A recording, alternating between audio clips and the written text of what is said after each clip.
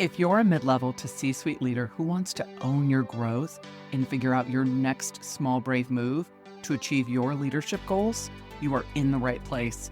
Welcome to the Small Brave Moves podcast, a weekly deep dive on how to be braver in leadership and in life for exceptional results. I'm your host, Nicole Bianchi, best-selling author, certified master executive coach, NSA certified speaking professional, chief bravery officer, and tough talk expert.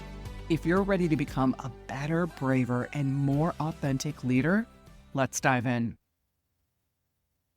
Hey there, brave leaders. Welcome back to Small Brave Moves, the podcast where we cut through the noise and get to the heart of what it really takes to lead in today's workplace with courage, clarity, and yes, a whole lot of bravery.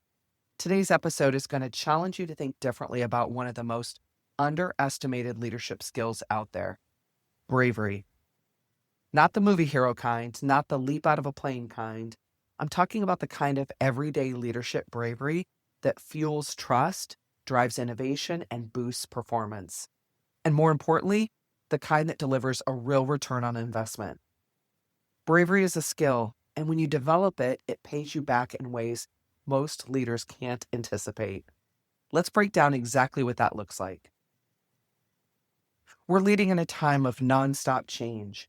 Uncertainty is the norm, employee expectations are higher than ever, engagement slipping, and turnover, it's expensive. And yet, when I see over and over is leaders clinging to comfort zones, delaying the hard conversations, avoiding clarity, playing small because it just feels safe.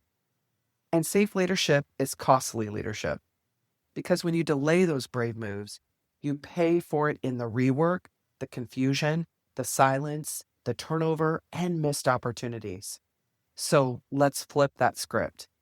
Let's talk about the ROI of developing the skill of bravery.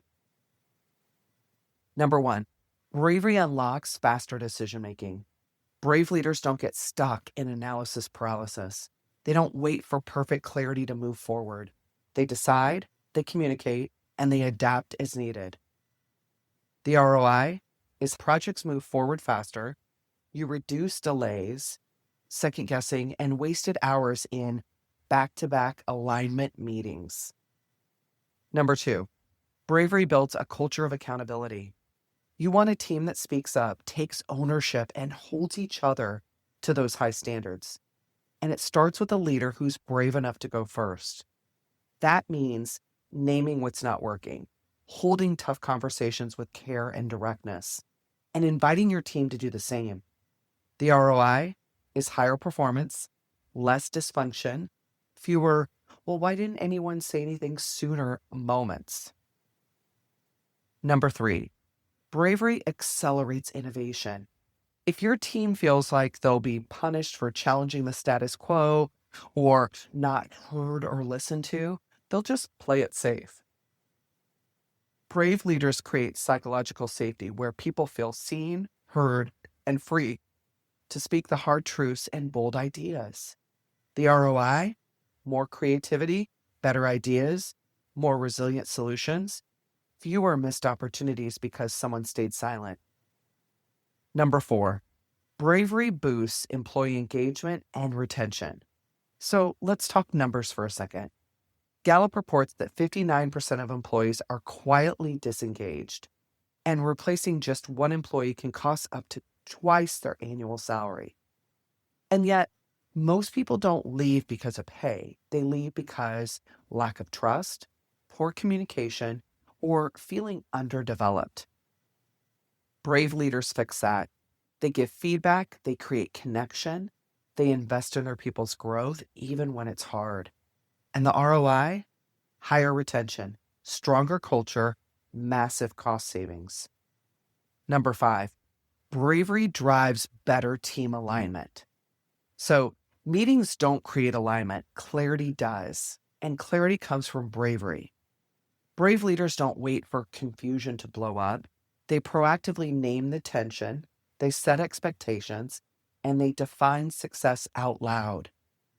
According to McKinsey, aligned teams are 72% more productive and reach goals twice as fast. And the ROI? It's less wasted effort, less duplication, more momentum, and more impact. Now, here's the real truth. If you're not actively developing bravery in yourself and your team, you're already paying the price. Every delayed decision, every tough talk avoided, every missed opportunity for innovation, feedback, or even clarity. And it compounds. It erodes trust, it eats up time, it drains morale, and eventually it costs you your best people. So bravery isn't just about the bold moves. It's about small, intentional moments of courage in everyday leadership. So if you're asking yourself, how do I actually build bravery into how I lead? I want you to start here. Name one brave move you've been avoiding. Maybe it's a conversation, a decision, or a change you know needs to happen. Ask yourself, what fear is getting in the way? Is it the fear of discomfort, the fear of rejection, or not having the right words? And then ask, what's the cost of not doing this? Because the cost is always, almost always, bigger than the fear. And finally, make your first small brave move. It might be reaching out, speaking up, deciding, asking, acting. Bravery is a skill you build in motion. So let me leave you with this. Bravery isn't something you either have or you don't. It's something you choose, conversation by conversation, decision by decision. And when you do, you don't just become a better leader. You build a team that's more aligned, more committed, more creative, and more capable of thriving no matter what's ahead. That's the ROI of Brave Leadership. And I promise you, it's worth every ounce of effort. If this episode resonated with you, I'd love for you to share it with another leader in your world. Let's normalize the conversation around brave leadership, because that's what the modern workplace desperately needs. And until next time, keep showing up, keep leading bravely, and keep making those small brave moves. You've got this. Thank you for joining me for this episode of the Small Brave Moves podcast. If you're wanting to take this work even deeper, I'm here to help. From engaging in inspirational keynote speeches to transformational coaching and workshops for leaders and teams, page-turning books, online courses, and enlightening leadership development retreats. There are so many ways that we can work together to take your leadership to the next level. For more information, check out the show notes, and let's do this together, one small brave move at a time. See you next week.